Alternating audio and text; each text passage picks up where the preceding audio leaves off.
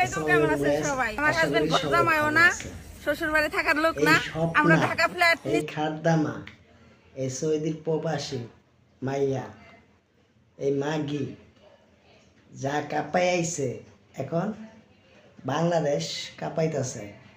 বাংলাদেশের এক হিজলারে বিয়া করছে, এখন বলতেছে আর কত ঘর জামাই থাকবা। এখন শ্বশুর বাড়িতে যাইতেছে, ঢাকা ফ্ল্যাট নিছে। আর ঢাকা তো ফ্ল্যাট নিবি, তোর জামাই তো অকর্ম ডেকি বউ ব্যবসা করে খায়। তোরে বিদেশে জানি প্রবাসীরা অনেক কষ্ট করে, মেয়ে হোক ছেলে হোক সবাই অনেক কষ্ট করে, কিন্তু তোর মতন তো সবাই খাট কাঁপায় আসে না। এই ভিডিওটা দেখে সবাই দেখেন, এইসব কথা বলিস না। আর তোরা আলাউদ্দিন নিয়ে পড়ছিস। আলাউদ্দিন একজন সাহসী পথিক এবং উচিত কথা বলে, কারণ উচিত কথা তো সবার ভালো হয় না। এই দেখেন কি করে।